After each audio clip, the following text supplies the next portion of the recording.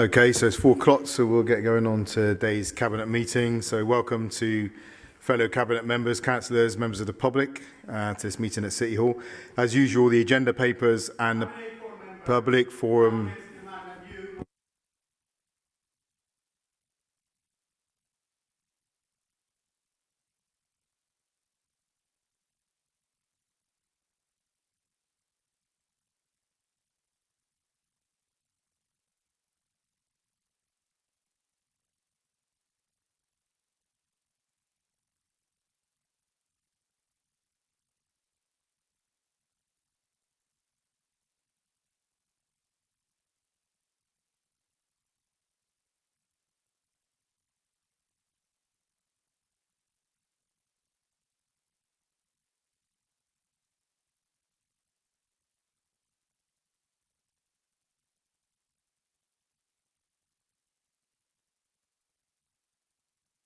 So if I can draw your attention to the emergency evacuation procedure, which is outlined on the agenda and is currently being displayed on the screen. Thank you. And the meeting is being webcast.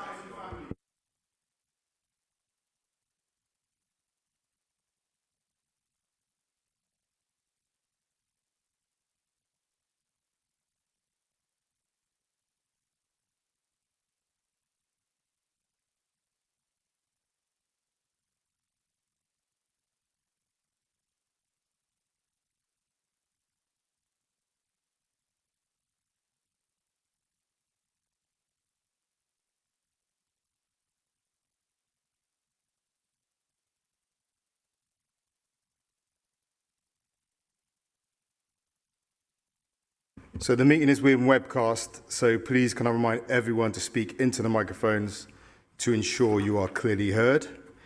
Agenda item 14, Trinity Road Police Facility Strategy, Strategic Seal 21, Estate Rationalisation, Surplus Asset Disposals, and 22, Education Capital Update, each contain an exempt appendix with commercially sensitive information, and any discussion on the content of these appendices will need to be held in exempt session. Cabinet members have been given access to these documents.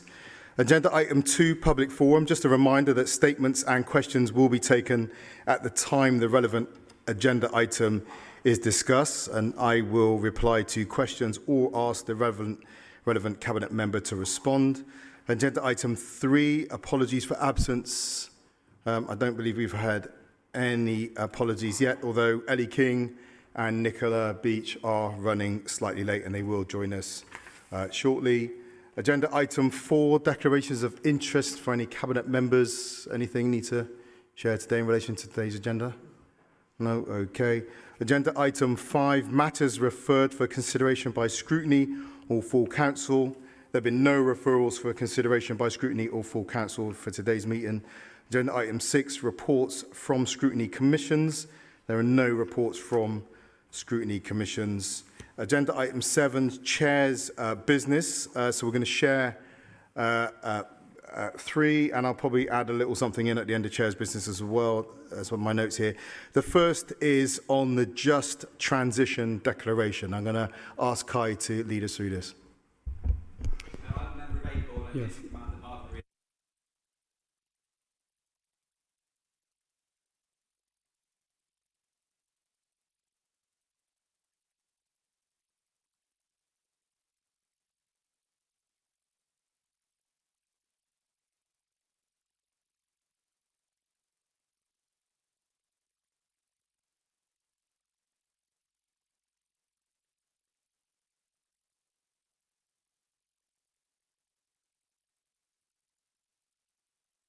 Okay, Kai, so let's talk about just transition, the importance of aligning the work against poverty and economic inclusion with the pressing need to decarbonise our environment and protect our ecological diversity. Yeah, thank you, Marvin. First of all, it's an honour that we can bring this declaration to the cabinet meeting today around declaring a just transition declaration. First of all, I'd like to pay tribute to the women that were involved in pulling this together. So we've got some of them in the room today. So the women that were involved were Kirsty Hammond of Heart of BS13, Olivia Sweeney from the Black and Green Ambassadors Programme, Rachel Moffat from Bristol Energy Network, Emma Gein, who was representing Bristol Disability Equality Forum, and Alex Dietzel, who's representing Bristol University. So this came out of our work with the US Embassy. So I know we've been working closely with them over a number of years now, and they sponsored this group of women to go on a visit to the US to look at various initiatives. And they came back and said, what we need in Bristol is a just transition declaration, because we need to, at the heart of all our work around climate, we need to make sure that social justice is at the heart of it, and that we bring people with us on the journey when the necessary changes that we need to make to tackle climate change come forward. We need to make sure that the benefits are shared equally. We need to make sure that workers who are affected are consulted, and also we need to empower communities. So they've developed 10 principles around which we're going to sign up to, but also we want to encourage other organisations in the city to sign up to it. So to go into much greater detail, I'm going to hand over to Rachel Moffat now from Bristol Energy Network, who's going to talk about the Just Transition Declaration. A member of Avon, and I'm here. Excuse me, I don't mind you interrupting me, but when we've got guests here talking about something as critical to the world as just transition, I would just ask you to show them some respect. You can disrespect me all you want, but please don't respect members of the public who come here on a really good cause. So if I can just ask you to hold your thoughts for a moment, you can interrupt me straight after. Would that be okay? Because they're not politicians, they're people from the city who are leading incredibly important work. Thank you very much. Please go ahead, guys. Thank you, everybody. We're delighted that the Mayor and Councillor Dudd are the first to endorse the City of Bristol's Just Transition Declaration. This is apt, given that it was the Mayor who agreed to our proposal that one be written for Bristol, and give us the encouragement to go away and write it. We hope that every organisation across the city will follow them in signing up. By using the principles as a starting point for designing climate and ecological work, justice can be authentically embedded at the heart of the city's transition.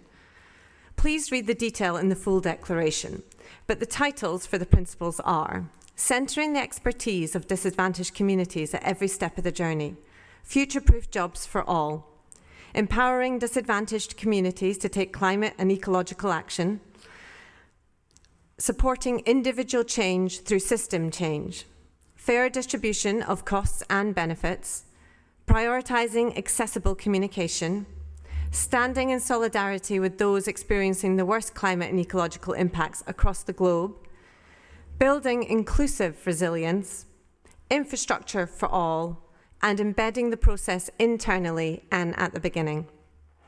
The communities who are most impacted by the climate and ecological crises are often those least responsible for driving them. They're also the communities most excluded from the climate conversation. So we designed the declaration to be a grassroots initiative, stemming directly from Bristol's communities and workers who would have most to lose from an unjust transition. Our warm thanks goes to the representatives from communities and unions who generously gave invaluable ideas, advice and feedback. Though there were limits on what engagement we could carry out due to the voluntary nature of the work, we are hopeful that we have found funding to continue the conversations. It is our hope that this work will allow the declaration to act as a living document that is owned by no one but belongs to everyone. This work is vital because a successful transition cannot happen if it is not just. The climate and ecological crises are social problems that have their roots in a failure to respect all people, knowledge and life, and any attempt to address the crisis without tackling this root cause would be ineffective and short-lived. But being vital doesn't mean that it will be easy. A truly just transition will require engaging in difficult conversations without easy answers. It will take people from across the city acting outwardly and challenging themselves inwardly. It will take moving past fragility to embrace criticism as a way to learn, grow and collaborate. Today is just one step on that journey, yet despite the complexities and distance to be navigated, we are excited for the declaration to set the city on this path, because just transition isn't about sacrifice and struggle, but co-creating the fair, healthy and sustainable Bristol that we all want to live in. Thank you. Cheers. Thank you very much for that. Wait, Kai, just hold on. We're just about to be interrupted. Good.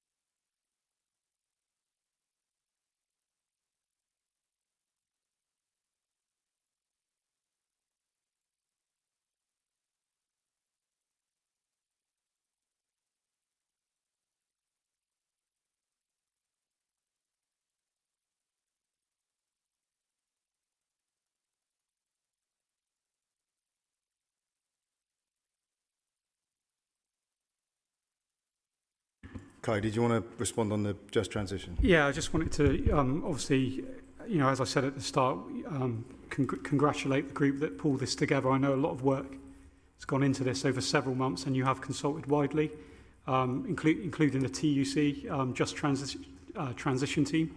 So you've spoken to all the right people.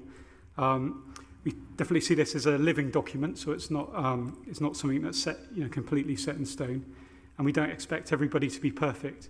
I think we see this as a direction of travel, and we want to work with other organisations, and that's the next step really, that we'll work with the One City partners to try and get them to sign up to these principles, and over time work with them to improve on what we're doing. But as you say, this isn't a choice to do this. This is a necessary thing. If we don't have a just transition, we won't transition at all. And I think that's becoming increasingly evident with some of the changes that you're seeing that are necessary, and the reaction to them, some of the conspiracy theories around 15-minute neighbourhoods and things like that. So this is more vital than ever that we get this right, and I'm more than pleased to endorse this, and I think Marvin will be as well. Yeah, I think. Okay.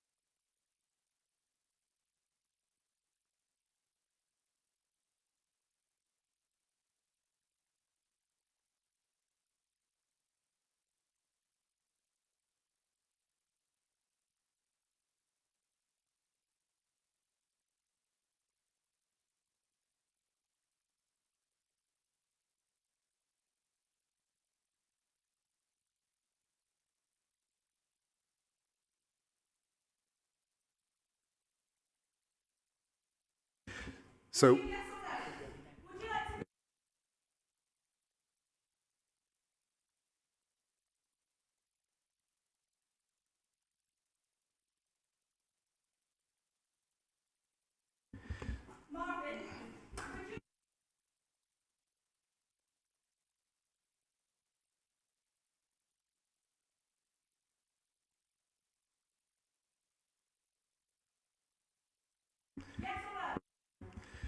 so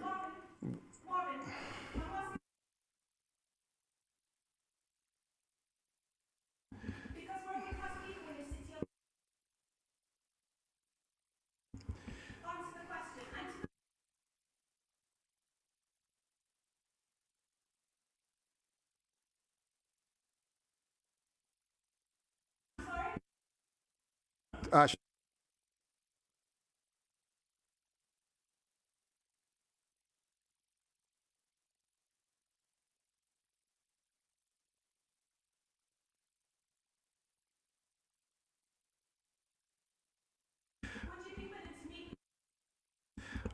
what I'll do is I'll talk about the council tax. What I'm going to do is I'm going to address the council tax reduction scheme at the end of Chair's business. At this moment in time, we have a group of people who've come in from Bristol, from our city, who have led incredibly important work on the relationship between the work we need to do on climate change and the tendency of that work left untouched. And the attendance, this is important. Can I just, I'm not going to get into a back and forth. I'm just going to say there are really important social justice voices in here that you're squashing at this moment in time. So allow the work that this group of people have done to be heard in Cabinet today, and we can address what we're going to do with this piece of work, and then we'll address your issues in due course in Chair's business, okay? This is not the way to do it. We're talking with a group of community activists here who have led an incredible piece of work from the community level that is being taken to the city level, is being recognised by the US Embassy, is connected with climate activists.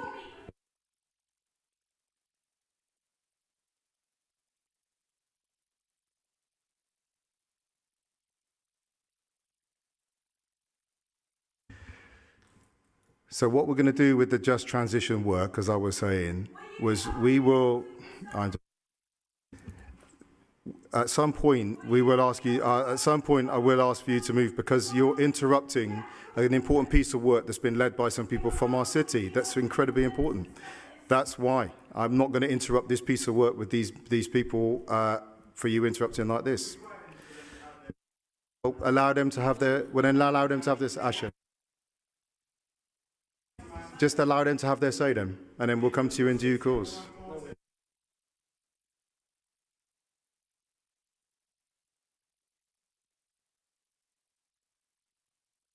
So what we're going to do is, when I can tell you, as we talked about beforehand, what we're going to do is over the next few weeks, you having put the principles of a just transition forward. Oh, good grief. Let's adjourn the meeting so that we can come back and address your issues properly. Okay. So we'll come back in 10 minutes. It's just not proper. It's just, you got good work to do, and I don't want your work to be disrespected like this. We'll come back in 10 minutes.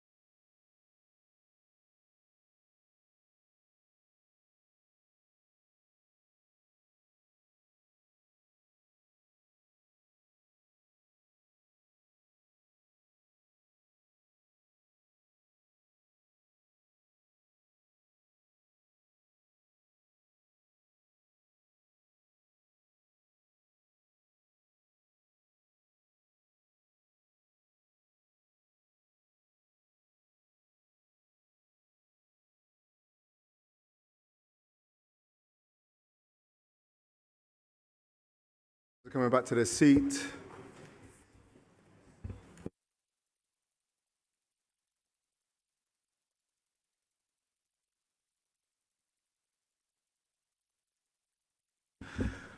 Okay. Thank you for bearing with us for that short break. Just to say, on the work of the Just Transition you've done, we just want to say a huge thank you for your leadership and representing Bristol on both the national and international stage on this work as well, making those connections. What you have captured in this work is a point that we've been making for many years now, that as we talk about the risks that the scale and pace of change we have to go through to decarbonise our economy and lessen the impact of our life, the impact on the planet of our lifestyle has, the disproportionate risk to vulnerable people through loss of jobs, being structured out of the economy. And the work you've done really has brought into real focus the commitment we can make as a city, which we've been doing that work, but to really formalise that commitment as a city to the just transition, to make sure that those most marginal are not further disadvantaged by the journey we have to go through as a city to lessen our planetary impact. So thank you. What we'll do with you over the coming weeks is reach out to our city partners, those key institutions across health, our unions, criminal justice, education, higher education, voluntary community sector, and work with you to extend the invitation, as we did with the climate strategy and with the ecological strategy, so we get real city take-up at the city office, through that city office partnership level. And then hopefully we can come back together again at the city gathering with, again, an update, not just on people signing the declaration, but what that is going to mean for the way they go about implementing their own climate strategies for all those organisations across all those sectors. So thank you so much for your leadership on that. Oh yeah, let's do it.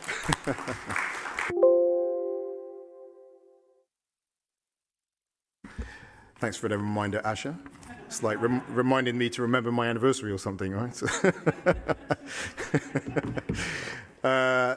Secondly, if you have been following local government news today, it is just worth acknowledging what's happened in Birmingham, with Birmingham City Council filing a 114 notice. What this means is the largest local authority in Europe issuing a notice that tells government that it's unable to balance its budget. And I think it's important that we step in here. Birmingham has been an incredibly important partner city for us in Core Cities UK. They've been a very active city on the international stage as well, in Euro cities, maintaining an office in Brussels throughout Brexit, as we did as well, which was not just for the good of Birmingham, and our office is not just for the good of Bristol. It's been for the good of the UK. Because while our national government is distancing ourselves from our European relationships, at the city level, we've maintained those relationships. City to city, city to country, city to the European Union. So all that work's been done there. So what we see here, despite, I guess there'll be a flurry of headlines to interpret what's happened here. But let me just say, as a chair of Core Cities and leader of a UK core city, this is evidence of the incredible financial pressure that local government in general and cities in particular have been under for nearly 15 years now. And what we need to recognise is that what's happened in Birmingham will not just be an issue for the people of Birmingham and their wider city region, it will be an issue for the country. Because at the moment, I'd say on many levels, it's the cities that are holding the UK afloat as the economic hubs, the cultural points of connection. Now, that's not to say that areas that are not cities are not important, but the work we've been doing over the last few years has been stressing just how critical cities are to driving our national economy, and our global connectivity, our global reputation, and all the rest of it. So we need to recognise that. The austerity we faced since 2010 has hollowed out local governments across this country. And while we have also driven resource to the front line to try to protect those frontline services. The point we've also made very often in this chamber is the invisible cost has been the backroom capacity, the lawyers, the accountants, the planners that no one campaigns for, but make sure that we get homes delivered, make sure we do get good deals, make sure that we're able to be on top of funding rounds that come around and write the strategies that underpin the way we deliver our services.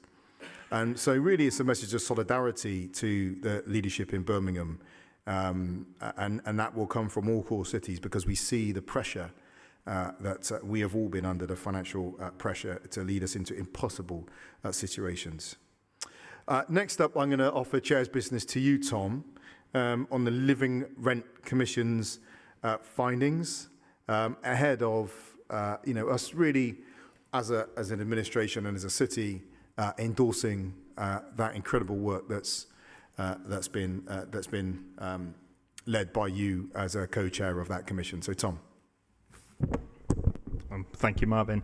I'm just going to briefly update today because we'll be bringing a cabinet paper to October's cabinet that will set out what we're doing with each of the 29 recommendations. But the Living Rent Commission was formed with tenants and tenant organisations, other charities, also people with wider lived experience, including older people, Black South West Network, and also landlords too, with the aim of looking at what's going on in the private rented sector across Bristol and looking at the challenges that are faced and really trying to kind of deal with some quite knotty issues, including on the topic of rent control.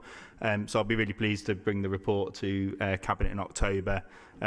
We'll be endorsing the recommendations in full and setting out the work programme about how we're going to be taking all 29 recommendations forward, as well as what we've done to date. Thanks, Tom. And yes, worth reading the blog you put out on this as well at the time. And again, just recognising there's another example of Bristol not just looking at really challenging issues for the sake of people that live inside the city's boundaries, but sharing that work with the rest of the country, with the core cities as well, to try and make sure that between us we are sharing best practice and those insights to be able to scale up to benefit more people. So really appreciate your leadership on that, and please extend our thanks once again to the members of the Commission who stayed with it after a challenging start. So agenda item 8 now, let's go on to the papers, and it stays with you, Tom, for the Single Homelessness Accommodation Programme, the SHAP funding bid. Thank you.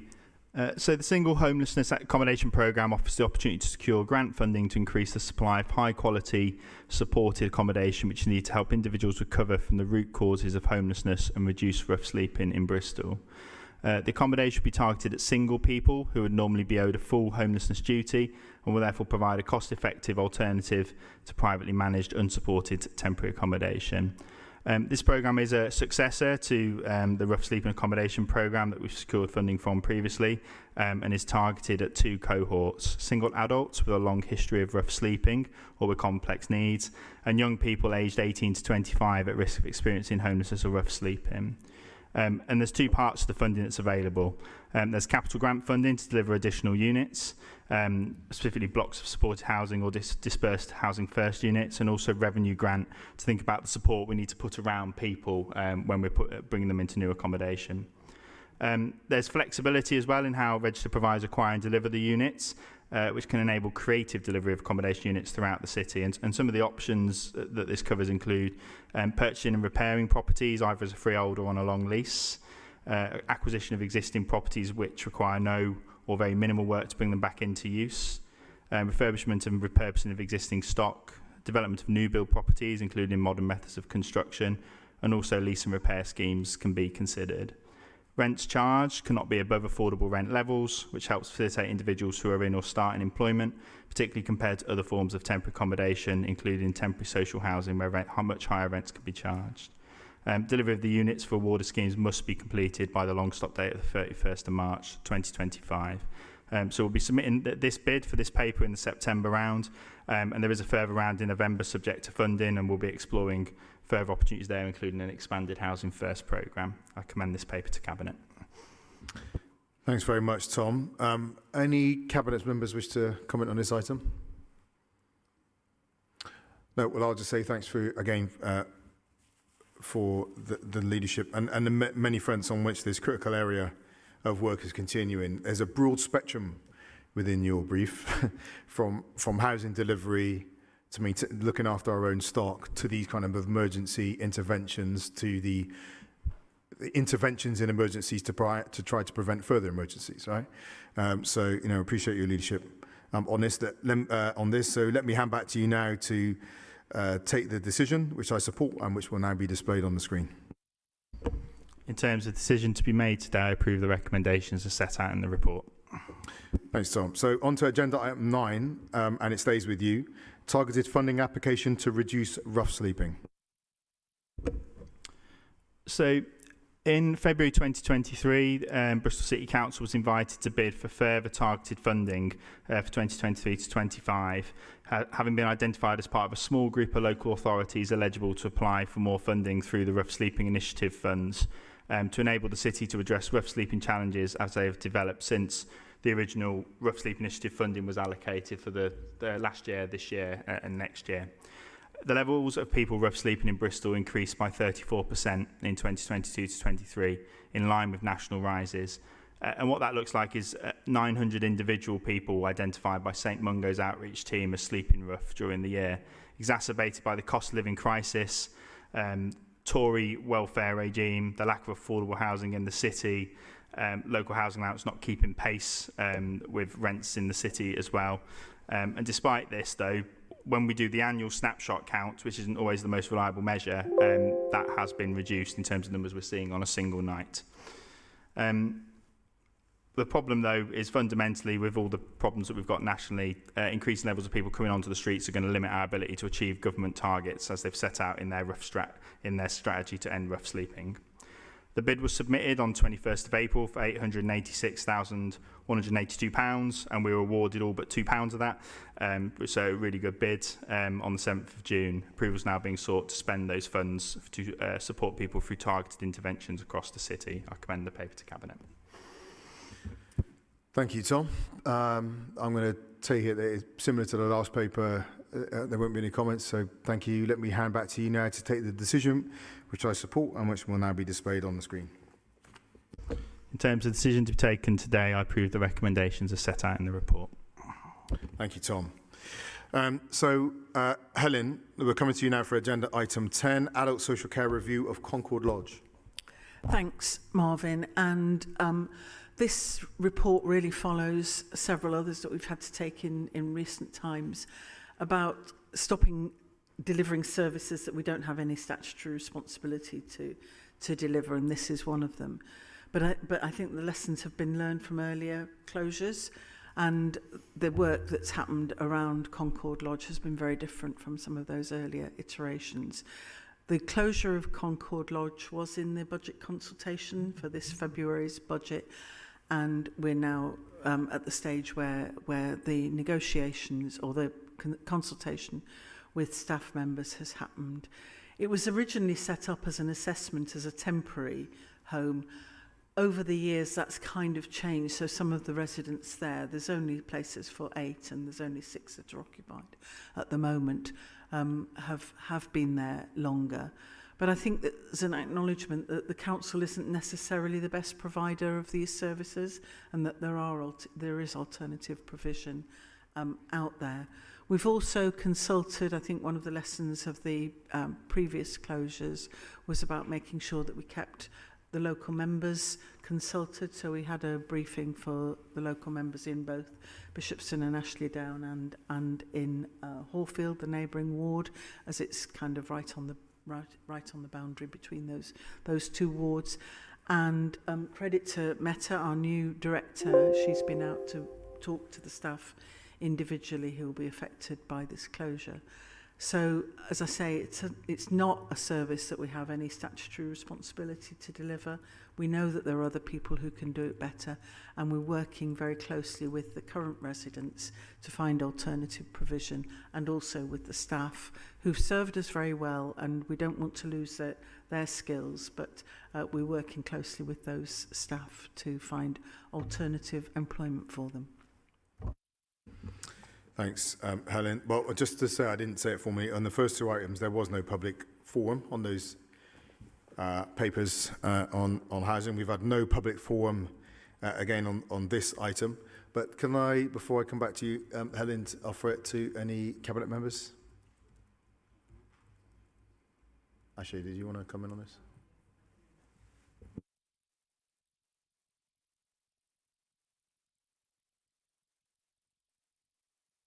Yeah, I'm going to be bringing a report later on in the meeting looking at our needs around kind of residential care and accommodation for particularly our older children who are in care or making transition.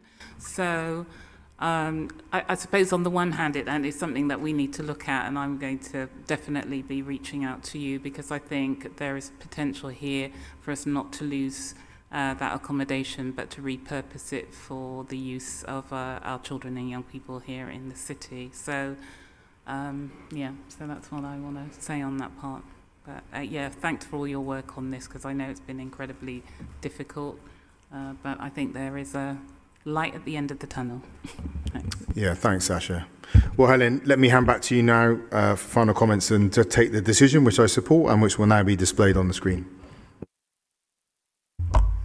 Thanks, Asha. And actually, part of the consultation did float the idea of a children's facility in the building, so it wouldn't come out of the blue to people. So, in terms of the decision to be taken today, I haven't got the wording in front of me. Remind me what it is. I approve the recommendations. I approve the recommendations as set out in the report. Sorry, my mind went blank then. Thanks, Helen. All good. So we're going to stay with you for agenda item 11, Adult Social Care Single Commissioning Framework. I know it's not the most interesting of headings, is it? But this work is really, really vital, and I think, again, credit to the team who've been working on this. And the thing about this particular report is that it's a win-win. It's a win for the council and for how we commission services, but it's also, and the feedback that I've had from many providers, is that it will make their lives easier, because it's been a nonsense that if they want to have contracts from the council, they've had to fill in umpteen different forms for different kinds of work. So this will be one set of one way to bid for that work, one way that those bids will be assessed, and one way that those contracts will be monitored throughout the life of the contract. And actually, the more that we can get our contractors and our providers onto that framework, the better that will be. So although the report does say that there will be exceptions, obviously sometimes there'll be spot purchasing that needs to be done that's outside the framework. But over the period of the time of the framework, this is an absolutely massive amount of money, because you're talking about over 150 million each year that's spent with outside providers anyway. We have had to roll forward a few contracts. You'll remember that we've done that at recent cabinet meetings to make sure that those contracts can then be recommissioned in the time frame that is talked about in the report. But I think that this is great progress, and I'm sure that the providers will welcome it. Thank you, Helen. Again, we've had no public forum on this item. Any other cabinet members wish to comment? I think I'll just make the point here, and this is, as I mentioned earlier on, this is one of those kind of invisible interventions that, as you said, doesn't sound very exciting, but if done well, will save our main providers lots of time and lots of money, and allow that money to be rediverted into actually delivering services on the ground. It's those kind of hard yards, invisible victories that take that backroom capacity that's been hollowed out over the 15 odd years of austerity. So yeah, again, thank you for your leadership on this, and I'll acknowledge it publicly, just how critical that work was be, and great to have Meta on board as well. So thank you for the work you've done since joining our team as well. So let me hand back to you now, Helen, to take the decision, which I support and which will now be displayed on the screen. Thanks again, Marvin. And I mean, just to add to what you said about the main providers, that is certainly true. But also we want to diversify those providers who are coming in. We've done a great piece of work with Black South West Network around doing that. And so for some of those smaller providers, if they're bidding for work, they want that to be a very simple and transparent process. So it helps them as well, and will help give us a broader base of provision. So in terms of the decision to be made today, I approve the recommendations as set out in the report. Thanks, Helen. So, Don, we're going to come to you now for agenda item 12, structural repairs to Avon Fixed Bridge and associated Cumberland Basin complex structures. Yeah, thank you, Marvin. This paper is to inform Cabinet about the need to do further investigations and repairs to Avon Fixed Bridge and the wider Cumberland Basin network. As part of this, we're looking to allocate £4.25 million to ensure that our phased approach to the project can be progressed. Cumberland Basin was first opened to traffic in April 1965, so it's nearly 60 years old.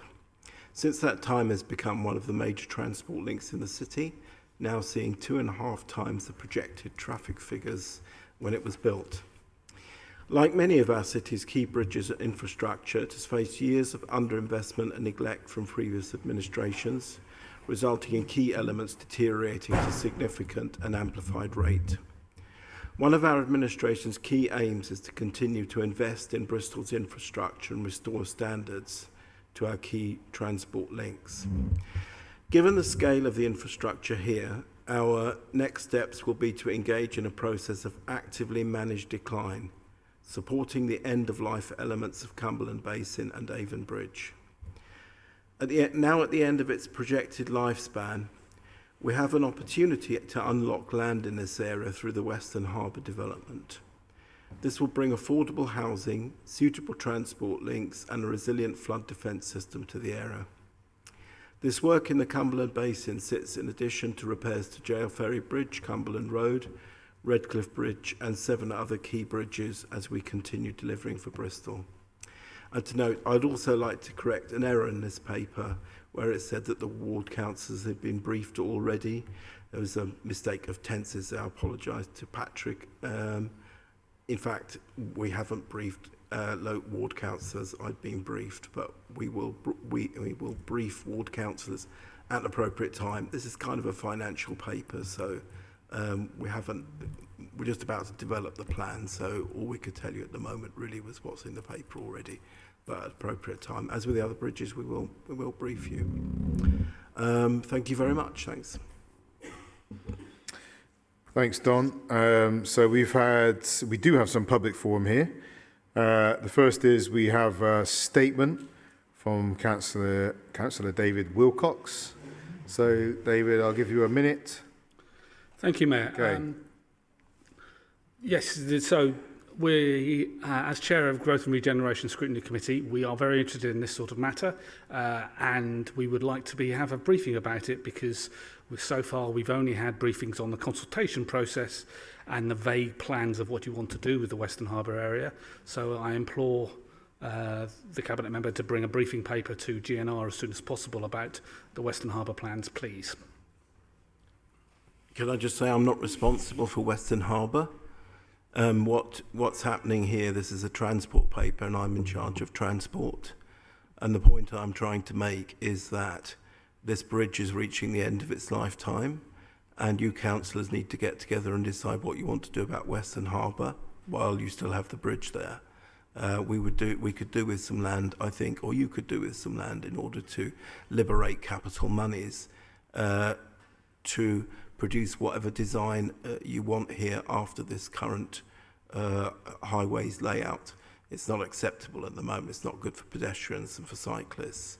So okay. I think it's time you stop some of the, discussions that have gone on and actually got on with it because we're about to find out exactly how long it will last. All right, thanks, Don. That was a statement. So we want to now questions from Councillor Patrick McAllister. So you get a question, and I think you get a supplementary for each question, or you can have 2 supplementaries on one question, however you choose to allocate them. So would you like to ask your first question?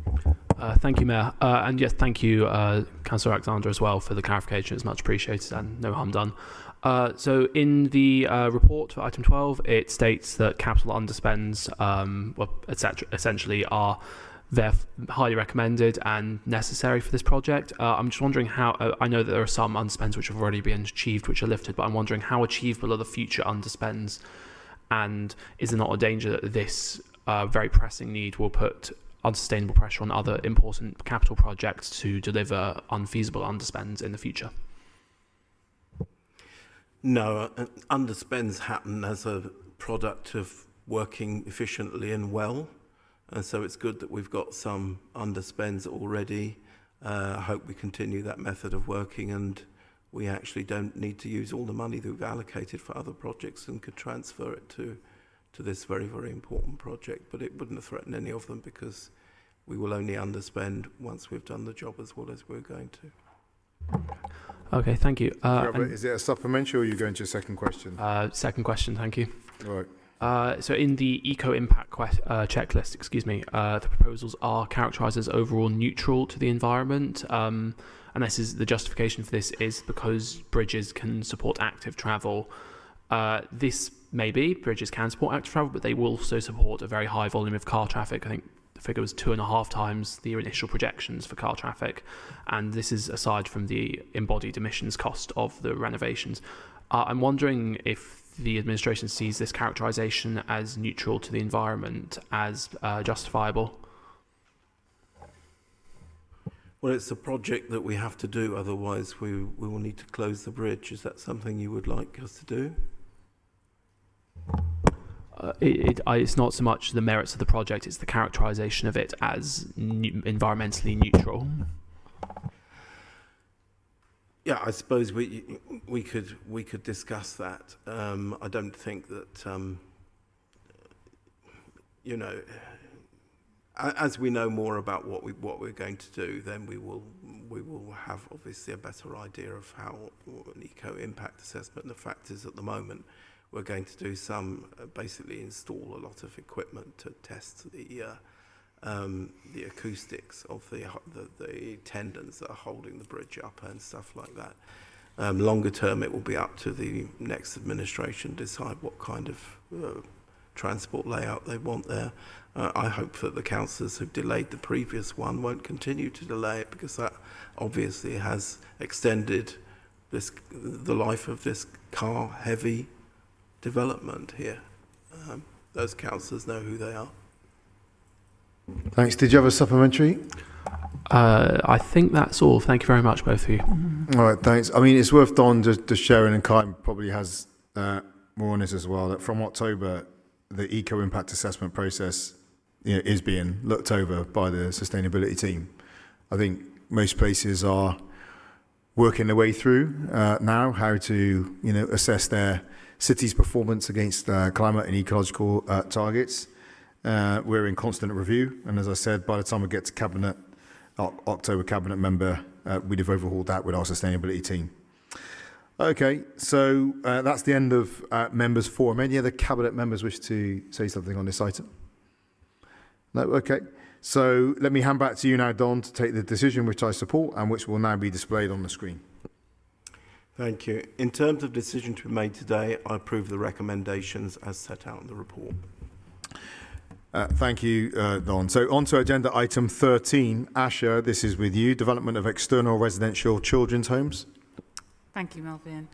The paper sets out some of the stark circumstances around our residential placements with the challenges that we face with around provision in the southwest region, which has only 7% of children homes and 6% of those places, with only one independent children's home in Bristol, making it the joint lowest region nationally.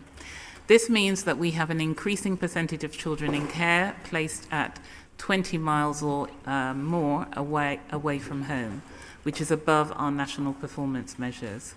We are already struggling to find placements to meet the needs of our most complex children, and this will be further compounded by the increase of children in care.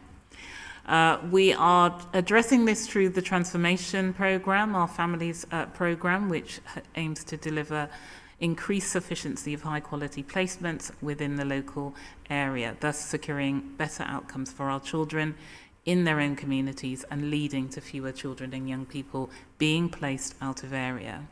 There are three elements to this paper on children's residential placements. The first is procuring a strategic partner to deliver children's homes, foster placements and 16+ accommodation. The local authority will have responsibility for working in partnership with the provider to ensure that we are meeting the needs of all of our children and young people here in the city. Secondly, we need to find a provider to develop 2 bespoke children's homes to meet the needs of our most complex young people in the city who we've been unable to place with external providers. That this project will create 2 new children's homes out of existing Bristol City Council owned buildings, and I refer back to the point I was making earlier on about Concord Lodge. In order for us to create bed spaces for 8 children and 2 carers. And then finally, we need to develop a crisis home which will take children being placed in emergencies where there is little known about the young person and therefore provides us with a period of assessment for each of those young children and young people. The finance commentary in the report explains how this will be funded, but these options will provide efficiencies and cost savings going forward against the current cost of provision and give us more options in Bristol that bring children and young people closer to their families, networks and communities.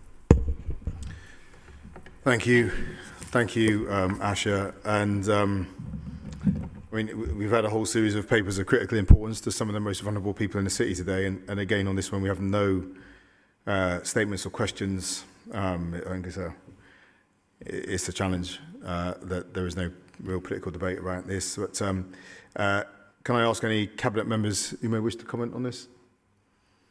No, I mean, we know this around our children's services, along with adult social care, are some of the real drivers of the financial pressures we have as an authority. The share of our overall budget they consume. We're in a time coming off the back, as I said earlier on, of 13 years of austerity that's not just about frontline services, but about backroom capacity.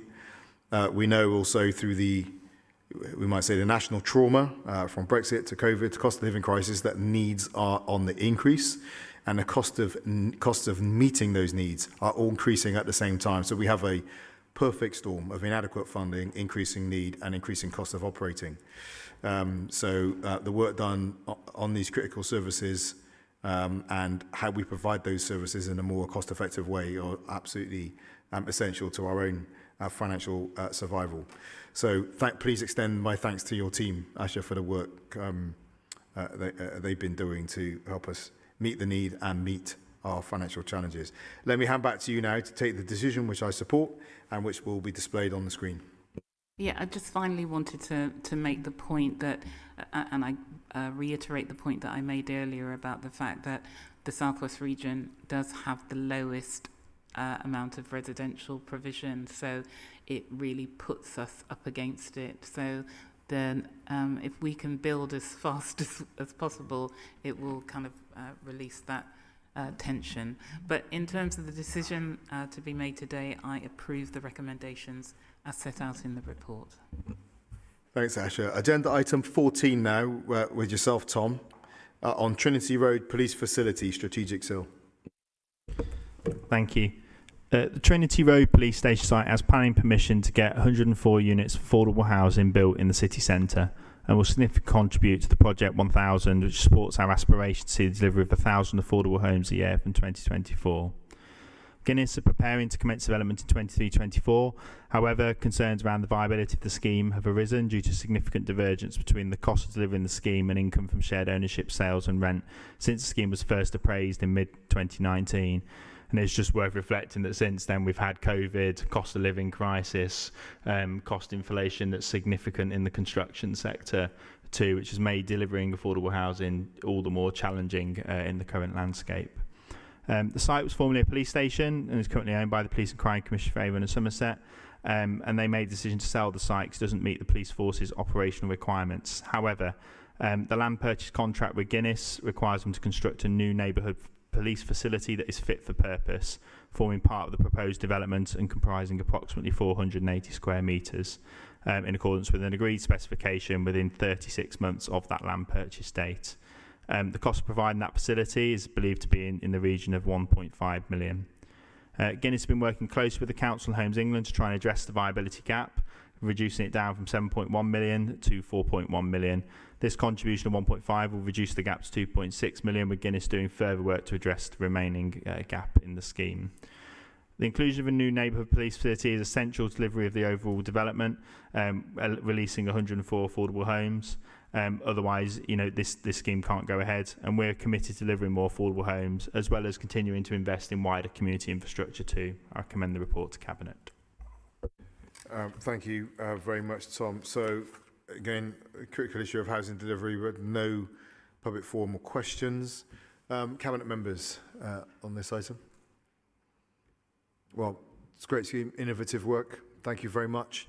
Let me hand back to you now to take the decision, which I support and which will now be displayed on the screen. In terms of the decision to be made today, I approve the recommendations as set out in the report. Thank you, Tom. So, agenda item 16, Portway Park and Ride bus access improvements. Full business case. Don, this is deferred to a future meeting next month. Okay, we'll look forward to that. Thank you. Agenda item 17.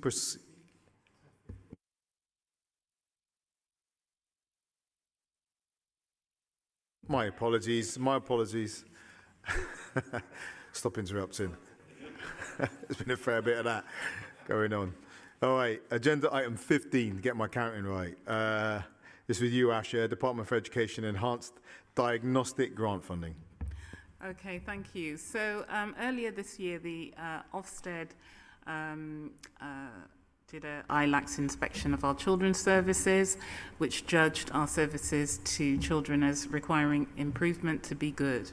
So in order for that improvement work to be accelerated, improve the outcomes for children and increase our financial sustainability, Bristol was invited to be part of a pilot programme of work with Newton Europe as part of the DFE brokered Enhanced Diagnostic Programme. The paper sets out how we worked with Newton Europe to deliver a diagnostic piece of work set up to identify the highest impact areas for a local authority to help improve our outcomes for children and young people. The main focus is better outcomes with a clear link to the Ofsted reports and spend in children's social services. The programme involves review of performance data, financial data, and reviews the outcomes of children through a series of review groups with practitioners.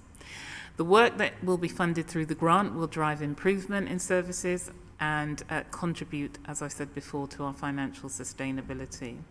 The paper in front of you breaks down the funding and the budget of the grant, and therefore Cabinet is being asked to approve the acceptance and spend of £500,000 from the DFE Newton Europe Enhanced Diagnostic Grant. Thank you. Thanks, Asha. No public forum, statements or questions on this item. Cabinet members? Well, thanks, Asha. It seems pretty straightforward. So let's hand back to you now to take the decision, which I support and which will now be displayed on the screen. So in terms of the decision to be made today, I approve the recommendations as set out in the report. Thank you. Agenda item 16 is deferred, as we just confirmed. On to agenda item 17, Bristol City Council Corporate Estate Decarbonisation Programme. Kai. Thank you, Marvin. And this is probably the first big paper that we've had around potential City Leap projects. So the paper sets out the proposed approach for decarbonisation of the council's corporate estate. So that's the buildings which are owned by and occupied by the council, for which the council is in control of the energy consumption. So this is in accordance with our 2025 net zero commitment. As part of the strategy, the paper seeks approval to use 12 million of the council's decarbonisation fund to implement decarbonisation projects over the next 2 years, together with approvals around associated grant funding bids. The strategy has been developed by Bristol City Leap, our joint venture company, established by us this year, alongside our strategic partner Amoresco. Bristol City Leap have worked closely with service areas across the council to develop the strategy and the project opportunities outlined in the report. Working with Bristol City Leap, we've been able to identify a series of projects which can be delivered by a strategic partner at pace to help us achieve the 2025 target. So we're looking at, our main focus is at the top 30 buildings in terms of carbon footprint. The overarching strategy for decarbonisation across the estate focuses primarily on heat decarbonisation, and in light of the short time frame, the approach is to focus on the decarbonisation of heat supplies for buildings that produce the largest carbon emissions, accounting for around 90% of our gas-related carbon emissions, whilst putting in place temporary measures to address the remaining buildings. One of the temporary measures is to use green gas, which we'll come on to in a separate cabinet report. The approach to decarbonise heat is to the approach to heat decarbonisation is to connect to the heat network where buildings are located close to an existing or planned network. Where this is not possible, alternative low carbon heat sources will be installed in buildings alongside thermal energy efficiency measures and replacing heat distribution systems. In addition to heat decarbonisation projects, the paper outlines proposed energy efficiency projects intended to reduce electricity consumption across our estate. These are known as spend to save measures, as savings will be made on the projects, which helps to fund them. The projects outlined have been chosen because they demonstrate significant energy demand reduction for the council, and it's things like library buildings, Philwood, Orfield Library, for example. And in terms of the big buildings we're looking at, it's a number of them, but an example could be the M Shed, for example, Southmead Children's Centre, the Bush residential unit, and Symes House, for example, some of the buildings that we're going to be looking at. So this is a big piece of work, and it's an example of projects coming forward from our City Leap approach that we've decided to take as an administration. Thank you. Thank you, Kai. And so exciting to see the City Leap landing now. We've talked about £650 million or so investment in decarbonising our energy, making us more efficient over the next 5 years, and this is real now, isn't it? So thank you. So we've had no public forum questions or statements on this. I would just again just point out just how significant City Leap has been on a national and international stage, Stephen, that you've been pulled into meetings where cities around the country are now looking to replicate the model with the support of national government and national bodies as well. We're asked about it at COP, so it would be on the COP agenda as well. So it's incredibly exciting in that spirit I mentioned earlier before in Bristol, that we don't just try to solve problems that are inside the city boundaries, but we share our insights with other cities across the UK and around the world as well. And this is an example of, of that. Any cabinet members wish to comment on this item? Craig. Only briefly. I mean, this is one of those things where we're making huge changes to Bristol and ultimately to the country and potentially the world through something that required lots of lawyers and procurement officers and so on to do lots of work behind the scenes that don't get any of the credit that they ever deserve for all the work that they put in. And that, the legal team have been recognised actually in a national award for the work that they did on this. But beyond that, it's often one of those kind of unacknowledged roles that people play in the background of the councils that we've been forced to hack at over the years. And I just wanted to sort of really commend these officers for all the work they did on this and the many hours and months over the years that we spent, and probably also reflect that many other parties complained about the amount of money that we spent into procurement and so on of this project. Already we've far outstripped the amount of money that we spent in procurement into decarbonising the city, so it's a huge win for Bristol and we should be very proud of what we've done. Yeah, and thank you to yourself and Kai for that leadership, and again, extend our formal thanks to those officers involved. They are starting to get the recognition, aren't they? Both nationally and internationally. I think Kerry McCarthy sent me an article the other day in the Financial Times that was talking about City Leap as well as a real financial innovation. Okay, so let me hand back to you now, Kai, to take the decision which I support and which will now be displayed on the screen, and any final comments you had. Yeah, thanks for all the supportive comments. And to be clear, this is kind of the first of many projects that will be coming forward over the coming year. So we've got a social housing paper coming forward and other projects like the crematoriums that are being worked up, for example. So in terms of the decision to be made today, I approve the recommendations as set out in the report. Thanks, Kai. We're going to stay with you for agenda item 18, Mission Net Zero funding bid to Innovate Pathfinder Places Programme, Phase 2. Yeah, thanks, Marvin. I did see him in earlier, Alex Minshall, so I just wanted to thank him and his team for the work that they've done. They've got a really good record on being successful in obtaining grant funding from government or the EU, for example. So this is another one that team's hoping to win for us. So so the paper's here to seek approval to submit a bid for up to £5 million of funding from Innovate UK's Net Zero Living Programme, Pathfinder. As I said, Bristol's got a great reputation for climate change and for innovation, and we're delighted to be part of the Innovate UK Net Zero Living Pathfinder Places Programme, in which we're sharing and learning with 50 other towns and cities around the UK. So through this opportunity, we've got this chance to apply for this £5 million of funding to further accelerate our work around climate. City Leap is already delivering investment on the council's estate in district heating and a number of other projects. But with this one, what we're looking to do is to work with, continue to work with City Leap and our neighbouring local authorities and the combined authorities to plan and to further encourage investment in net zero. So we aim to create a West of England climate investment plan, which will build the case for investment in net zero projects, benefiting Bristol and the whole region. And we kind of use something similar in the first place to get the City Leap funding with the prospectus. So we already had a list of projects. So we're looking to do something similar with the region.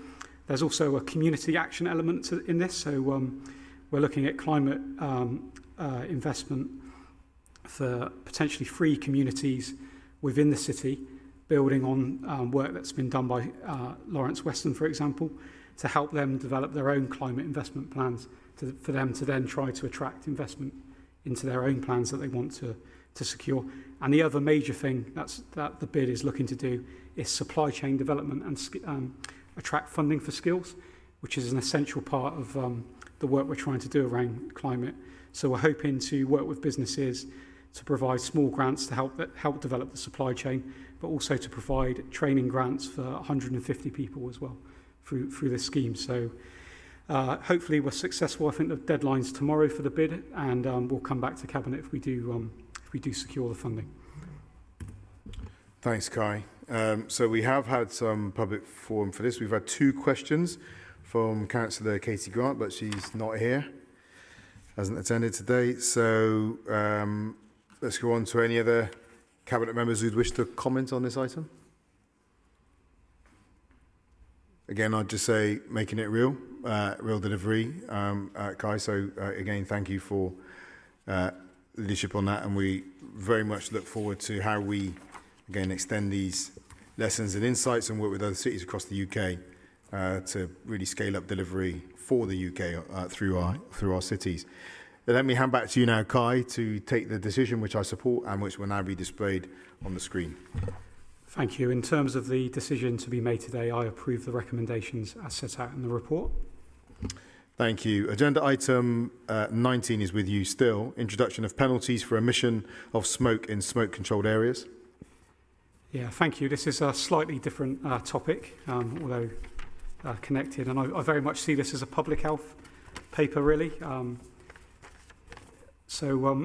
About a year ago, the government have given local authorities new powers around enforcement in terms of smoke control areas and wood burning, and enforcing emissions of particulate matter pollution, and it's mainly focuses around making sure that where people are burning wood at home, they're using DEFERRED compliant stoves, and also they're using compliant fuels as well. So what the advice is to people is that there is, from a public health point of view, there is no safe level of particulate matter. So if you are concerned about health and public health, then the advice is really don't burn wood at home. But if you are going to do that, you do have the legal right to do it, but you have to do it within the regulations. So make sure you've got a DEFERRED compliant stove. Make sure you're using compliant fuels as well. And if you don't have a DEFERRED compliant stove and you're using an open fire or something like that, the regulations do dictate that you do need to use compliant fuels. The upside in terms of having new powers means that we can issue fines where people don't comply with the regulations. But as is typical with this government, we've been given the new powers, but we haven't been given any funding to provide any additional enforcement. In terms of our enforcement approach around this will very much rely on people making complaints to the council about misuse, and if we do get complaints, we will investigate. One of the positive changes around the new regulations is previously we had to prove beyond all reasonable doubt that somebody was using a non-compliant stove or the wrong type of fuels. Now the emphasis is on the individual to prove that they were using a compliant stove or the right types of fuel. So it's been flipped on the head here. So we will do our best, but obviously with new powers, we would have liked the government to give us the funding to actually enforce this issue as well. So I'll leave it there. Thank you. Thank you, Kai. So there was some public forum here. Councillor Fodor brought a statement and some questions, but didn't come to ask them. So we'll just move on to cabinet comments on this. Ali, Nicola. Hi, thank you. Just to say, it's just, I completely agree with that it's a real shame that yet again we've got new policy instructions from national government but not the resource to implement it. How are we supposed to do that with the incredible cuts that we've had to local government? It's kind of a bit of a joke, really. But I still remain so proud of the work that we're doing in this city to address harmful air pollution, from clean air zone to giving out free transport tickets on public transport to Bristol's residents, and the Portway Park and Rides, new train stations. It shows a real commitment from us as a city to addressing this, and this paper on emissions from smoke from wood burning fires is just another example of how we're having a public health in all policy approach, and so I'm really proud of it, and thank you for bringing this forward. Nicola. Yeah, I just want to commend the leadership on pushing forward with this, in spite of the fact the policy hasn't really got any teeth because of the lack of funding around it. This is a real public health issue in the city. It leans into cost of living crisis. It leans into loads of other challenges around how you heat and power your home. And so navigating through this issue, which isn't going away, with a just approach and understanding how to support people to power and heat their homes in a healthy way, I think is really important. I think sometimes we can consider that this is an issue of ambiance, let's say, but I think as we see the cost of living crisis hit more, we know people are using inappropriate means to heat and power their homes because they can't afford any alternative. And so I think this is a good policy to come through from government, and I think we'll all need to watch it really carefully in the coming years to make sure that we get kind of public health outcomes we want in the right way. Thank you. So let me hand back to you now, Kai, to take the decision, which I support and which will now be displayed on the screen. Thank you. Yeah, and just on that fuel poverty point, we do have some grant funds available to support people. So if there is anybody out there that is on a low income, it's got no alternative in terms of heating their home, then please do get in touch with the council, and we'll see if there's any of the funding does apply to that individual. So in terms of the recommendations today, in terms of the recommendation, I forget what it is now. I'll have to look it up. Okay, sorry. In terms of the decision to be made today, I approve the recommendations as set out in the report. We should all know that by now, shouldn't we? Thanks, Kai. Yeah. Well, you get a chance to practice again because agenda item 20 is with you, gas supply renewal.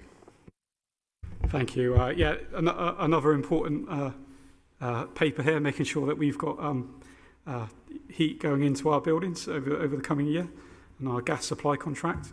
And I can see David Gray's here from my team who's pulled this together. So this paper is to renew the council's gas supply contract, which runs out in September next year. So the reason why we're renewing early is due to the buying mechanism that we now use. Instead of fixing the price on a single day, we now spread buying our gas over a number of smaller purchases. So we need to sign up to a new contract early to allow our supplier to start buying gas now for use from October 24. The proposed new contract would run from October 24 to September 28. Over this period, we expect the council's gas demand to drop significantly, as I outlined in the other report, as we connect buildings such as City Hall to the district heat networks. And that's obviously been developed with City Leap, and as we replace old gas boilers with heat pumps. So the amount of gas will come down over time. We're working with City Leap to decarbonise our estates, as discussed in the Decarbonisation paper.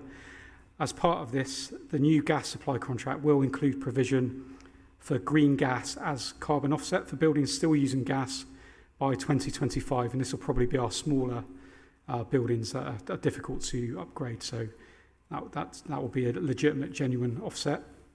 This would include using biomethane options as well as green hydrogen blends that will potentially come forward in the future. So obviously making sure we keep the radiators on and the lights on as well. So important paper. Thanks very much, Kai. No public forum or questions or statements. Any in the cabinet? This strikes me as being one of those areas as well that happens almost in invisibility, but is, has major consequences for our journey to net zero as a city. So thank you, and thank you to the team for all the hard work done on this.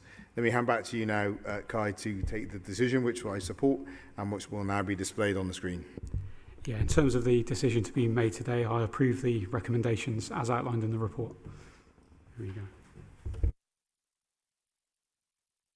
Craig, with you now for item 21, estate rationalisation, surplus asset disposal.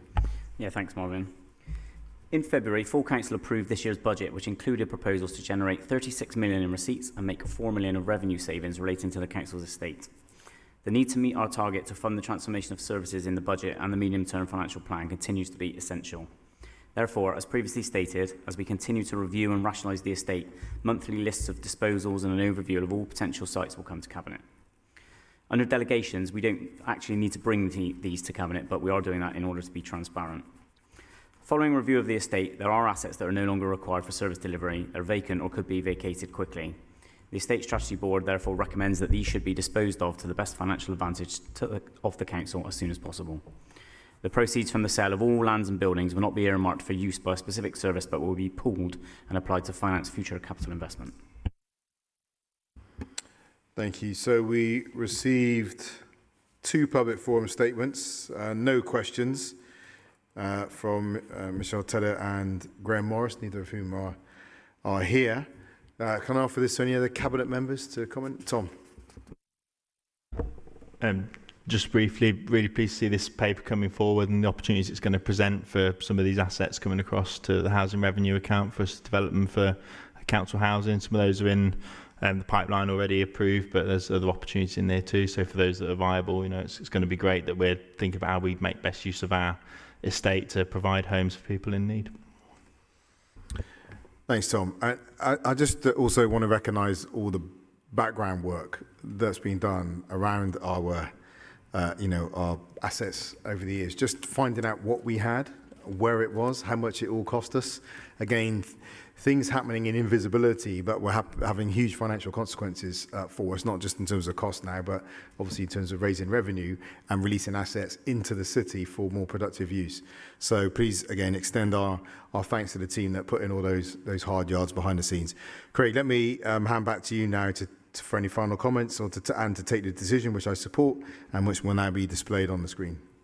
Yeah, well, just to follow on from what you said, Martin, you'll remember very early on, first year we were in, we asked for a map of everything the council owned, and it was not something that was available or possible for anyone to produce. And the effort that has gone into just creating that very simple thing has been mammoth. And so I just commend the team for all their efforts on it, those that are here and those that have left us now. In terms of the decisions we made today, I approve the recommendations as set out in the report. Thank you, Craig. Agenda item 22, Education Capital Update. This is with you, Asha. Oh, and just, by the way, I do need to issue a reminder that the paper contains an exempt appendix with commercially sensitive information, and any discussion on the content of this appendix has to happen in exempt session. Asha. Thank you. So I'd like to begin by mentioning the situation with school buildings.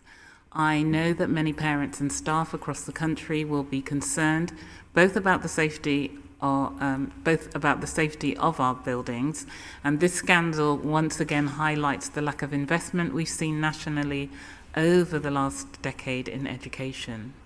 Some schools in Bristol were among the very last ones in the UK to be rebuilt by Labour's Building Schools for the Future programme, which the coalition government cancelled.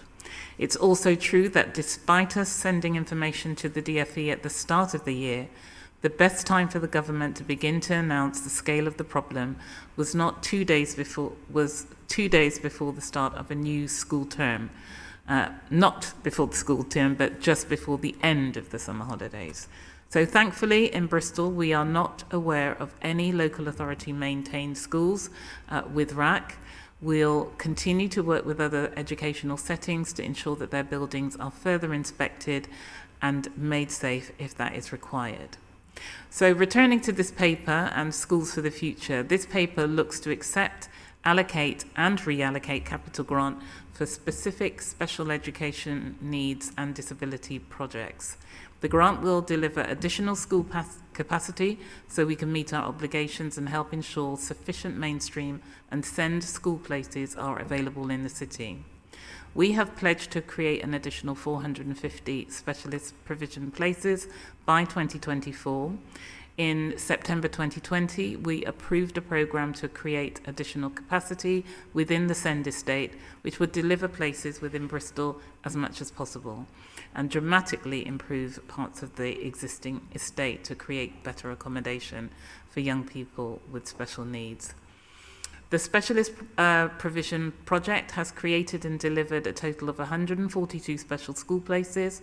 The second phase of the Specialist Provision Project, Wave 2, will deliver the remaining 300 special school places we've committed to. As I've mentioned, it's important to have safe, secure buildings, but the capital programme of school buildings has other benefits. The buildings will be designed specifically to meet SEND teaching needs with much improved SEND facilities. And these modern, energy-efficient buildings will be designed through our core strategy and climate change practice note, which will include the use of 20% renewables. The paper also notes the social value opportunities during the design and construction, and schools will be designed to suit the local urban environment and enhance placemaking and well-considered landscaping designs. So I'm pleased to bring this to Cabinet today. Thank you, Asha. We've had no public forum on this. Can I offer it to any Cabinet members? Well, I'll just say it sits in sharp contrast. The actual, fortunately, as you said, in Bristol, none of our LA schools are impacted by the current crisis with RAC. But I think the summaries of that national crisis are right. 13 years of the government, or 13 and a half or so coming up, and kids are in schools that are falling down around them. And not only that, the can's been kicked down the road, so that the cost of taking care of that challenge is higher than it would otherwise have been, with a steady, planned out pathway of investment in the facilities we make available for our young people. And now we face the additional cost on top of that of the disruption to those young people's education after COVID's disruptions as well. And in contrast to that, getting stuff done here in Bristol with some provision. So again, appreciate your leadership. Please extend my thanks to your team again, and let me hand back to you now to take the decision which I support and which will now be displayed on the screen.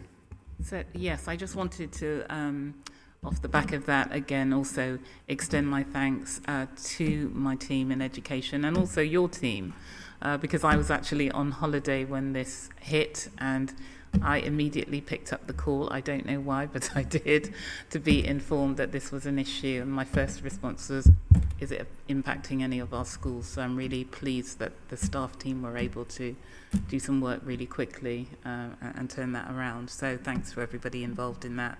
But in terms of the decision to be made today, I approve the recommendations as set out in the report. Thank you, Asha. So agenda item 23, asset management software contract. This has been deferred to a later cabinet, so watch out for that.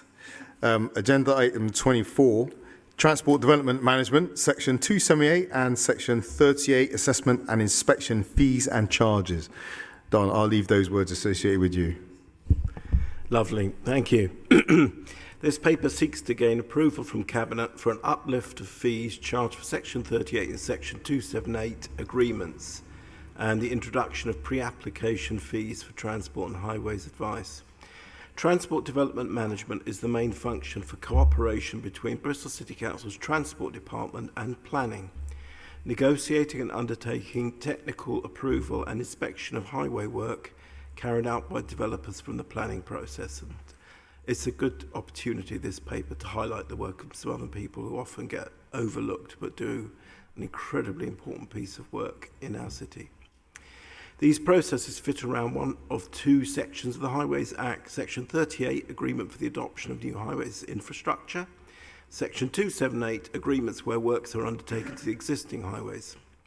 Bristol City Council, as planning authority, processes in excess of 1,500 planning applications per year, of which approximately 25% require highways agreements. Section 278 works are the direct result of TDM officers negotiating improvements to existing infrastructure as part of the planning process, accounting for £8.3 million worth of improvements to Bristol Highways network over the last 5 years. As part of the increase in fees, we will be introducing a TDM pre-app to approval fee. This will be beneficial to both parties as applicants/agents will have the full information at an early stage. So a proposal can be formulated before and costs committed to, meaning that the applications will have increased chance of success and quicker outcomes can be achieved, somewhat similar to the pre-app process that we have for the normal planning applications. We also have a brand new website for TDM. If anyone wants to email me, I can send you the link. Thank you very much. Thank you, Don. We've had no public forum questions or statements on this. Cabinet members? Tom? Just briefly, we know this is going to help to accelerate housing delivery, because what it's going to do is ensure we've got a transport development management function that's properly resourced, reflecting the actual costs of delivering schemes, and then developers are clear on what those costs are up front, and will stop some of the wrangling that we know has gone on some schemes about what should be the cost and what shouldn't be the cost. So, I really welcome this for what it's going to do to help kind of make things move quicker through the planning system. Thank you, Tom. Okay, Nicola? And just add to that, to give thanks to you, Don, and your team in Transport Development Management. I know we went round the ring a few times in sort of making sure that the guide that's produced is pragmatic, obviously technically accurate, but also starts to describe the future city we want to build. And it does start with those individual choices on those individual new bits of infrastructure, those individual cycle lanes. It presents all the tensions around keeping street trees and delivering cycle lanes at the same time. And your Transport DM guide, I think, really strikes that balance. And it's easy to think it's easy, but it really isn't, because it's where it all hits, it's where all those things meet. And I think the guide is really strong. Thanks, Don. Thank you. Okay, let me hand back to you now, Don, to take the decision which I support and which will now be displayed on the screen. Thank you. I agree with all the comments that have been made. Really important, and pass those on to officers who sometimes get forgotten but do a fantastic job. In terms of the decision to be made today, I approve the recommendations as set out in the report. Thank you, Tom. 25. Sorry, thank you, Don. 25, on to you, Tom. Young People's Housing and Independence Pathway Commissioning Plan 2024. Thank you. A young person's housing and independence pathway plan was agreed by Cabinet in January 2017. And the contracts for the service set out in that plan are all now reaching their end point on the 31st of March next year, with scope for some services to have a further short extension. Since 2017, there's been a lot that's changed, including the introduction of the Homelessness Prevention Act, the development of a new joint protocol between housing and children's services for the joint assessment of homeless 16 and 17-year-olds, the introduction of an Ofsted registration standards and inspections regime 2 from next year. We've carried out a needs and gap analysis looking at the demand provision and have carried out extensive consultation engagement with young people on the proposals arising. Some of those key issues that came out from the needs analysis are increased presentations to the Youth Hub, increases in incidence and severity of mental ill health, increasing numbers of care leavers, increasing numbers of young unaccompanied asylum seekers, and lack of affordable move-on opportunities for young people too. The issues raised and discussions held with young people in engagement workshops have had a direct impact on the development of the strategy, and I'm really pleased that the vision moving forward also includes co-designing services with people with direct lived experience of the issues and services being commissioned. The proposed maximum budget envelope for this will be 1.843 million a year, based on an increase of 8% for core and dispersed supported housing services and the Youth Hub. The current Youth Hub service is to be extended for 6 months until September 2024, and further work will be done with a separate Cabinet report outlining tendering proposals in February-March 2024. Other recommissioned contracts to start from April 2024 with contract lengths as advised by current of 3 years with the option to extend for a further 2 years. And if all 5 years are utilised, then there'll be a budget of over 9 million to support all of this, subject to any annual uplift agreed that will be based on CPI and an appropriate housing index. I commend the report to Cabinet. Thank you, Tom. We've had no, Don, your mic's on. We've had no public forum or statements on this item. I would just refer, I'm not going to do it overtly, but we've had some incidents with young people recently in the city, really tragic incidents, and the more we've investigated, we found out kind of multiple issues around those challenges facing our young people, not least housing and the quality of housing, the support there is for them to maintain themselves in housing when they get there, as a chance to get their working life, as it were, or their overall life off to the best possible start. So again, thank you for your work in this area. We have got an event for 1625 independent people tomorrow as well, worth acknowledging their work in the city. But let me hand back to you now to take the decision, which I support, and which will now be displayed on the screen. In terms of the decision to be made today, I approve the recommendations as set out in the report. Thank you. Agenda item 26 with you, Helen. Bristol, North Somerset and South Gloucestershire Integrated Care System Strategy. Titles just get better and better, don't they? Thanks, Marvin. I don't expect everybody to have kept up with the reshaping of health and care, but the new system in the integrated care system has been in place now for just over a year, started last July. And the Integrated Care Partnership, which is a partnership of the 3 local authorities, the acute hospitals, other health partners and social care, and importantly, voluntary sector and community sector representatives, has also been in place for about a year, and I took on the chair of that partnership about 6 weeks ago, because it was agreed between the 3 authorities that we would rotate the chair. So actually the only responsibility that the government gives to an integrated care partnership is coming up with a strategy. So we've done that, but that doesn't mean our job is over, because obviously we want to implement the strategy and to make sure that our partners are delivering on it. I have to say that the work when we first looked at the draft of the strategy wasn't, I characterise it as it didn't represent very much about integration, because if the whole point of this from government is that we do integrate more closely the local authorities, the community sector, providers and service users indeed with health, then it needed to be an integrated strategy, and it needed to concentrate on the bits that we can do together. The health service will have its own strategies, we've got our own strategies, but this is the bits that we can really make a difference to together. And everybody knows this, but it is worth reiterating that there's, people say that there's between 80 and 90% of your healthy life outcomes are nothing to do with the health service. It's to do with where you were born, how you've lived, all of those things. And the social determinants, the wider determinants of health. So even if you don't look at the rest of the strategy, if I can draw people's attention to what's in here is on page 447.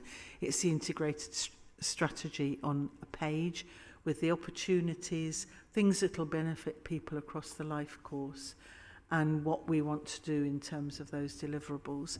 And I hope that what will happen, and I hope that the council and certainly One City Partners will do, is to look at this and to recognise that there is something that every organisation can do to improve the health outcomes of the people in Bristol, North Somerset and South Gloucestershire BNSSG. But obviously our focus is on the Bristol bit. And I just wanted to concentrate on one bit of the strategy, which I think was very important and came through constantly when we were having conversations with partners about it, was about workforce. We know that there are huge shortages in health and care workforce, but it's not just about recruiting more people, important though that is. It's actually that when people join the workforce of whatever bit of this huge jigsaw that creates the health and social care system, is that their well-being at work is also looked after. And I think that that is, again, a message that we can share with partners right across the piece. And just to flag up that the Health and Wellbeing Board, which has this responsibility within the council, is running a development session about workforce recruitment with the Economy and Skills Board in a couple of weeks. And it's going to be looking at right across the piece, from what the bus company's done about attracting bus drivers, health and care, hospitality, retail, all of those areas where we know that there are shortages. So that is reflected in this. It's not about pure health and care. It's about well-being for life. Thank you, Helen. We've had no public forum statements or questions on this item. Any Cabinet members wish to comment? Ellie? Yeah, I just want to say, to have Helen chair this is so encouraging and inspiring as well, I think.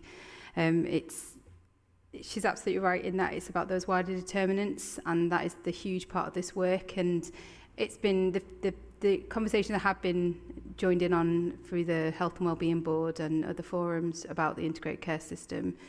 It has felt very much that the role of prevention and preventative measures and healthy life is taking very much, that feels very much to me a strong characteristic of what integrated care looks like in this footprint, in this region of the country. And that's really encouraging. I think there's still a lot of culture shifts in order to kind of see how that turns into reality when everyone's firefighting, and we know the challenges there. So it's not a lack of will. I think it's finding the way. But I think the important part is that you've got the alignment from all the partners involved, plus a really strong role for the voluntary sector, and seeing those partners on there having a voice in parity with all the other partners on there, I think is also really encouraging and really important and crucial to making this successful and actually making a difference and addressing some of those health inequalities that we've got in the city and the wider region. So thank you, Helen. It's always encouraging, and I think we know that we're in safe hands with you chairing this. Thank you. If there aren't any others, I mean, I'll just echo that. You know, thank you for the leadership you've shown. It's so important that we do have a local authority, a strong local authority voice in the health system, because health cannot be delivered by the health service alone, as you've said. I always refer people to a report that was written, I think it was explicitly written to accompany the migration of public health from the NHS into local government. It's called If You Could Do One Thing. And at the beginning, they set out those percentages that you just described, that less than 20% of our health outcomes are actually down to health services. Most of it's down to social policy, conditions, personal decision, environment around people as well. So if we're serious about health, we have to be grabbing hold of those levers that are not within the health system, but touch on all the portfolios of people sat around in Cabinet today. So let me hand back to you now to take the decision which I support and which will now be displayed on the screen. Thanks, Marvin. And in terms of the decision to be made today, I approve the recommendations as set out in the report. Thank you, Helen. I wonder as well over the coming weeks, months, if we might arrange some briefings on the strategy for Cabinet, for City Partners, and for our community development workers group that we meet with once a month, just so they can be aware of the context within which everyone's operating. I think that would be welcomed, and obviously one of the things about the way that we work now is with our locality partnerships, so the 3 within Bristol, 6 across the BNSSG area.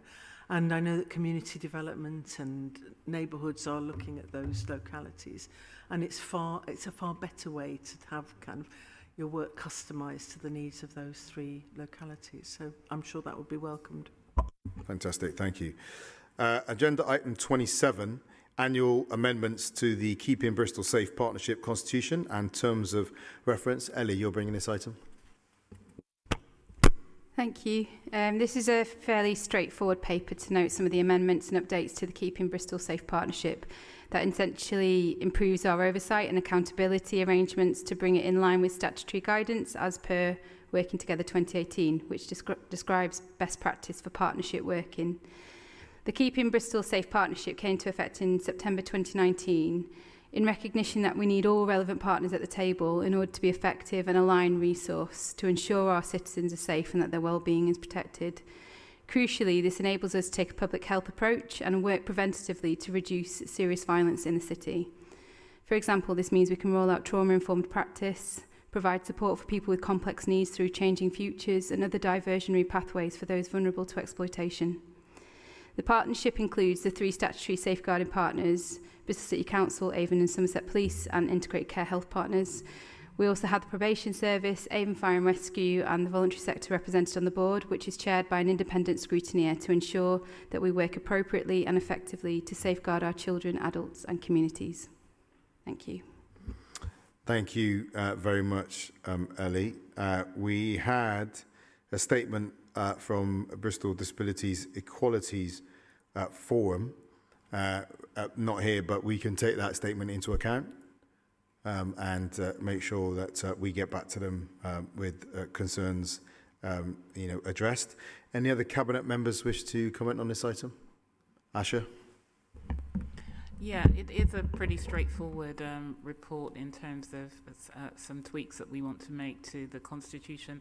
But again, I just really wanted to extend again my thanks to a plethora of staff and other agencies, particularly, yes, we have seen a dip in the number of serious violence cases that have been happening over recent years, but that doesn't take away from the fact that over the last couple of months we saw a slight uptick, but I'm really grateful to all of the agencies who kind of mobilised to kind of support the family and to respond to issues that are happening all over the city, and I think we've got a really good response in place, led by the public health team and the Keeping Bristol Safe partnership. And I think through the combination of myself, Helen, and Ellie, who hold the community safety adult and children's brief, we've got a kind of a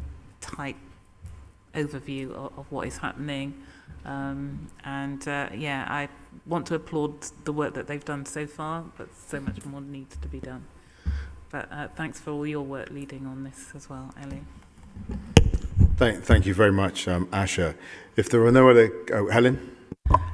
Just very briefly, just to highlight that one of the changes in this was that I think particularly Asha and I felt in terms of our children's and adults' responsibilities that we weren't close enough to those arrangements. And so one of the things that's represented in the changes that we're approving now brings us much closer to the work of the Keeping Adults Safe Board and, in Asha's case, Keeping Children Safe. Thank you very much, Helen. Let me hand back to you now, Ellie, to take the decision which I support and will be displayed on the screen. In terms of the decision to be made today, I approve the recommendations as set out in the report. Thank you. So on to agenda item 28, occupational health provision, health monitoring and employee assistance programme contract. Craig. Yeah, I'll be quick with this one, although it's not an unimportant thing. As part of our wellbeing support for the workforce, we offer all employees a comprehensive suite of occupational health and counselling support to help them stay healthy at work and to return to work quickly following illness or injury. We also have a statutory obligation to provide health surveillance for employees who may be exposed to certain health risks, such as noise, dust and chemicals. The current contract is due for renewal in March 2024, so this report just seeks permission to procure and award a contract for these three services to test the market for best value whilst ensuring we provide a high-quality employee wellbeing programme. Thank you, Craig. No public forum questions or statements. Any other Cabinet members wish to comment on this item? No? Okay, let me just hand back to you then, Craig, to take the decision which I support and which will now be displayed on the screen.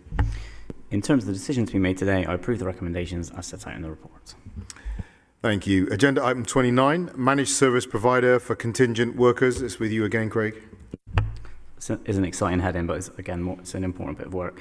With a workforce of 6,300 staff, the Council requires flexibility to use agency workers to provide temporary cover for a wide range of vacant, hard-to-fill roles or for additional time-bound work. Agency workers can be a key pipeline of talent into Council roles. We currently use a managed service provider who hires agency workers for us via their supply chain. The current contractual arrangements are due for renewal in May 2024, so this report seeks permission to procure and award a contract for the supply of agency workers to test the market for best value whilst ensuring we have access to a diverse range of candidates and assistance in recruiting to hard-to-fill roles. Okay, no public forum statements or questions. Any Cabinet members? Let me come back to you then, Craig, to take the decision which I support and which will now be displayed on the screen. In terms of the decision to be made today, I approve the recommendations as set out in the report. Next item with you again, Craig, 30, Finance Exception Report P4. Yes, a bit longer one, this one. So the finance report for P4 23-24 constitutes an exception report and as such reports only on significant financial issues and movement since Q1 or period 2. At period 4, the Council is forecasting a risk-adjusted overspend of £12.1 million, which represents 2.5% of the Council's General Fund approved budget. This £12.1 million reflects an emerging risk within the Children Education Directorate. However, significant progress has been made right across the Council to identify £12 million of mitigating actions and savings to offset this risk. The forecast outturn includes the planned delivery of £35.5 million savings, comprising £26.2 million approved as part of this year's budget, plus £9.3 million of savings undelivered at the close of last year. The Housing Revenue Account is forecasting a £2.7 million full-year underspend. Any under or overspend will be balanced through the HRA General Reserves at the full-year close. The Dedicated School Grant continues to forecast an £18.7 million full-year overspend. This level of overspend will bring the DSG's carry-forward deficit at the close of 23-24 to £58.3 million. Public Health forecasts no variance in its annual budget. The capital programme forecast at period 4 is for a net £54 million underspend on its general fund activities, including corporate contingency and a £6.1 million underspend on the HRA's capital programme. Cabinet is asked to approve the transfer of savings identified to mitigate the 12.1 million risk to a corporate earmarked reserve to be held in abeyance. Subsequent drawdown and request for budgetary supplementary estimates will be brought back to Cabinet for separate approval later in the year. We also intend to bring a wider paper to the November Cabinet on the CAS revenue and how we intend to use it. Thank you, Craig. We've had no public forum questions or statements. Cabinet members? No. Let me hand back to you then, Craig, to take the decision which I support and which will now be displayed on the screen. Great, thanks, Marvin. In terms of the decisions to be made today, I approve the recommendation as set out in the report. Okay, and the final paper of today, agenda item 31, Digital Transformation Programme and Annual Update 2023. Craig, it's your paper. Yeah, thanks, Marvin. It's a report just for noting, and I'm sure that Cabinet will have read it, but I will just summarise. In July 2022, Cabinet approved the Digital Transformation Programme. The programme addressed a range of key risks and continues towards a modernised and secure digital environment. The programme said it would provide Cabinet with an annual update on its progress, and this is a positive update today. The Windows 10 project has completed its rollout of thousands of laptops and other hardware to employees across the council. The old devices have been put to good use as part of the digital inclusion programme to support our local communities. Fujitsu are our newly appointed digital strategic partner, providing support and skills across multiple technology projects. The new Cisco telephony platform has improved the reliability of our contact centre, offering a better experience for citizens and staff. And the network replacement project successfully procured a new network solution and avoided significant costs. Of the original 13 projects, 7 have now been completed, with the remaining 6 in-flight projects operating within approved tolerances. These in-flight projects are amongst the larger, more complex projects within the programme. They are delivering essential technical updates to the IT estate, including cybersecurity and the new network, and delivering improved digital services for citizens, which will save people having to visit or call us. The programme is making strong progress, but I'd remind colleagues that this will not complete the digital transformation journey that the Council and all organisations face. Continual improvement and investment in technology is required to avoid the build-up of technical debt that left us in a high-risk state in years past. This report provides assurance that so far the programme is delivering largely what it set out to achieve, and it's transparent about what the challenges are. I look forward to its continued delivery and providing Cabinet with future updates. That's great, Craig. We did receive one question, no statements, question from Councillor Wilcox, but he hasn't come tonight. Over to Cabinet members for any final comments. No? Okay. Well, let me hand back to you then, Craig, to take the decision which I support and which will now be displayed on the screen. Just to say, David Wilcox was here, and I gave him the answer quietly so that he could go in because it's so hot. All right. In terms of the decision to be made today, I approve the recommendations as set out in the report. Thank you very much. That's the end of today's Cabinet. Thank you for everyone attending. Thank you to the 18 to 20 people who were watching as well. It's nice for you to stay with us. Be clipped and tweeted later, no doubt. The date of the next Cabinet meeting is the 3rd of October 2023. See you then. Take care.